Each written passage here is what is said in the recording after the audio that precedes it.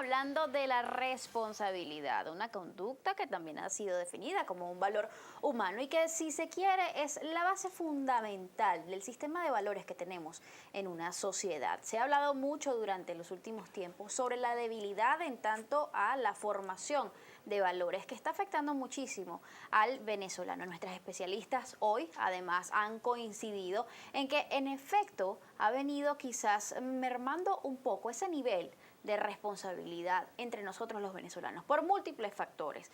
Hablábamos entre tantos de la culpa, ¿no? De que muchas personas evitan sentirse culpables y entonces son un poco irresponsables o no asumen sus responsabilidades.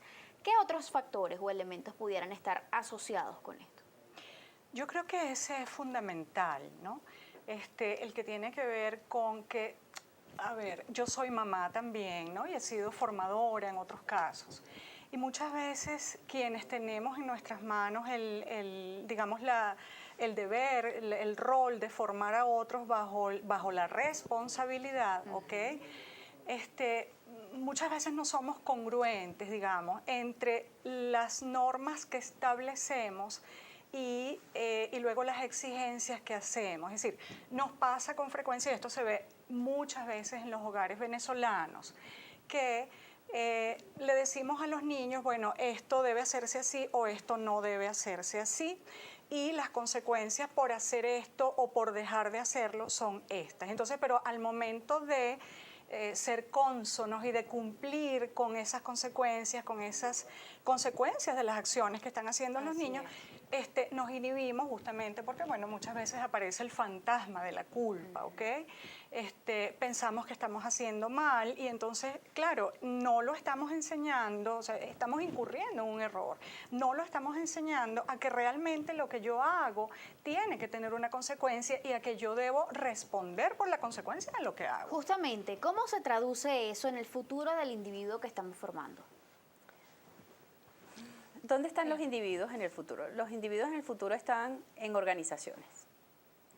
Y yo siempre digo que la empresa a la larga se transforma en un útero extendido de tu familia. O sea, tú a la larga vives en la organización donde trabajas, sí, la misma cosa que viviste en tu familia, y si no las vives exactamente igual, las buscas y las generas. Te vas de ese trabajo y te buscas otro que se parezca a lo que tú viviste allí, ¿no? Esto es un poco así medio analítico, pero es así.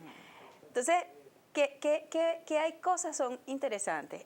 Los sistemas sociales, algo que es fundamental son las reglas y los procesos que regulan el comportamiento. ¿Quiénes hacen cumplir Entonces, esa responsabilidad? Vamos a suponer, esta empresa, un canal de televisión, en la medida en que aquí se establezcan un conjunto de roles y esos roles tengan personas, pero cuando digo personas estoy hablando de individuos con nombre y apellido, que tienen que ejecutar esos roles.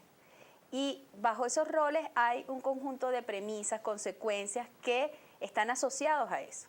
Cuando tú relajas esa norma, que es un poco de lo que estabas hablando tú antes, sí, inmediatamente tú empiezas a reforzar la irresponsabilidad. Sí. Porque cuando la gente, por ejemplo, tú nos citaste a las 9:30, entonces nosotros llegamos a las 11 y tú no haces un reclamo formal. Tú no dices, mira, la cita era a las 9, no a las 11.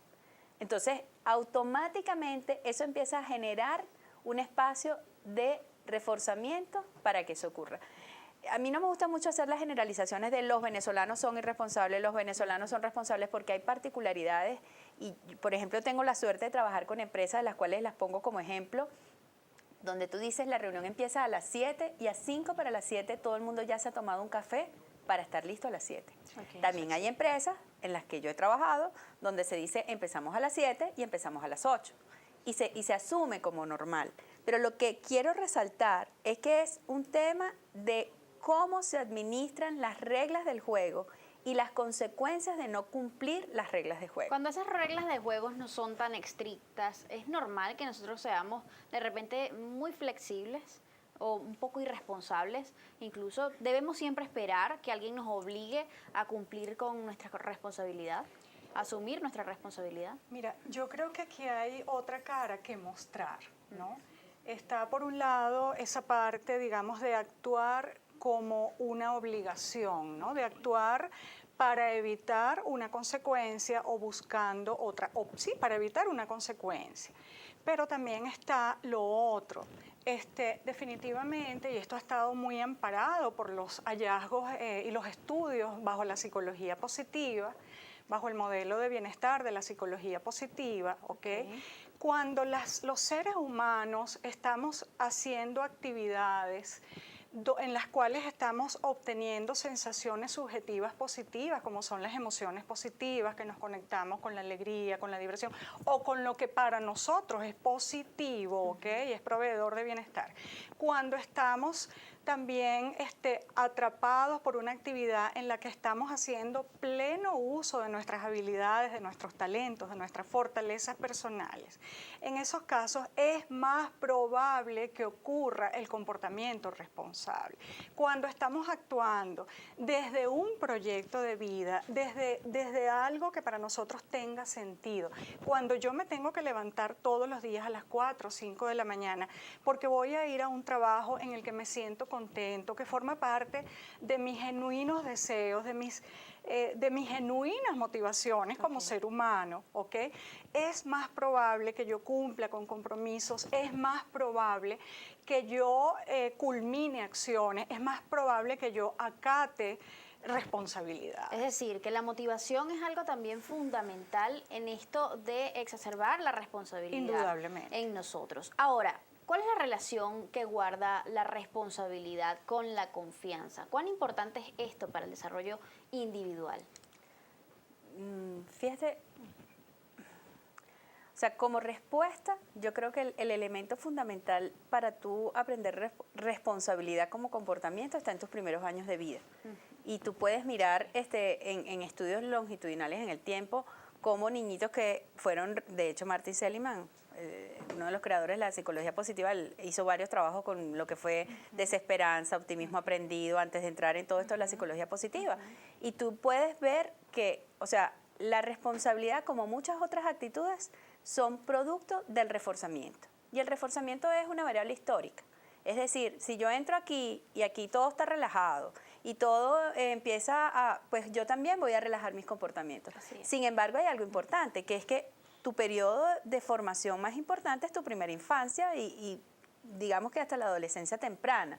Y si a ti te hicieron reforzamientos importantes de que las consecuencias de tus actos dependen de ti, tú vas a terminar siendo un adulto responsable y probablemente aquí no vas a querer estar. ¿Se puede confiar en alguien irresponsable?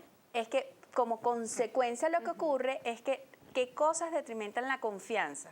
Bueno, la confianza la detrimentan muchas cosas. Uno de ellos es la responsabilidad. O sea, cuando tú dices, yo puedo estar en plena seguridad de que estas invitadas me van a responder.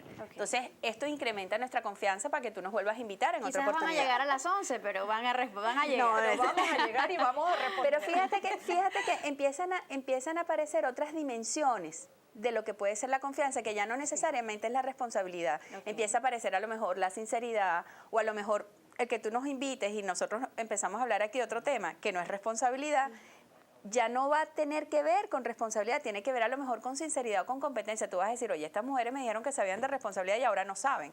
Entonces, pero empiezan a aparecer otras dimensiones. ¿Por qué hago estas distinciones? Porque yo creo que a veces se generaliza en responsabilidad cualquier cosa. Y por eso a veces tampoco podemos ser capaces de intervenir.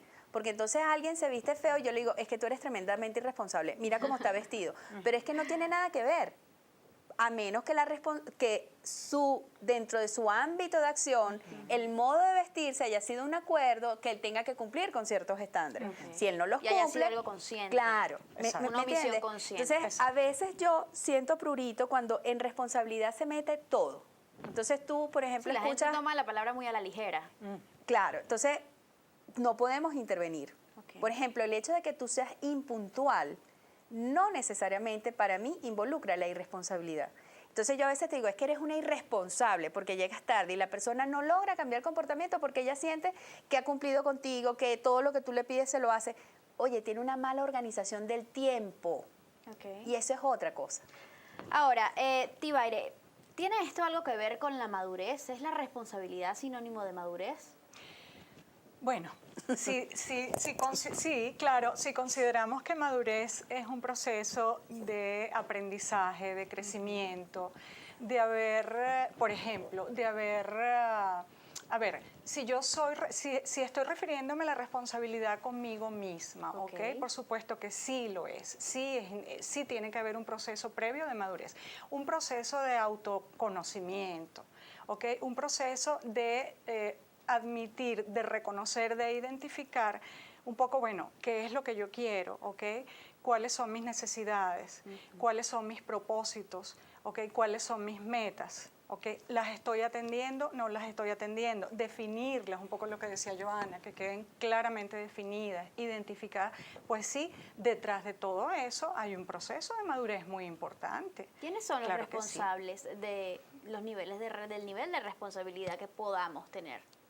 Los principales responsables de fomentar esto en ¿Te nosotros. refieres a personas o...? Personas. ¿Quiénes son los responsables de que nosotros aprendamos estas conductas en primer momento? Yo digo, Taberio lo dijo al principio, la familia y la escuela. O sea, cuando tú tienes, por ejemplo, un salón de clase nutritivo, donde se generen reforzamientos y se generen premios a que, por ejemplo, cuando un niñito se equivoca, no se le haga burla, sino que se le aplauda, que le haya reconocido que se equivocó, que un niñito sea capaz de pedir disculpas porque ofendió a alguien y yo diga, oye, valoro que haya sido tremendamente honesto y que haya sido valiente para reconocer esto y que además ahora te estés ocupando de enmendar.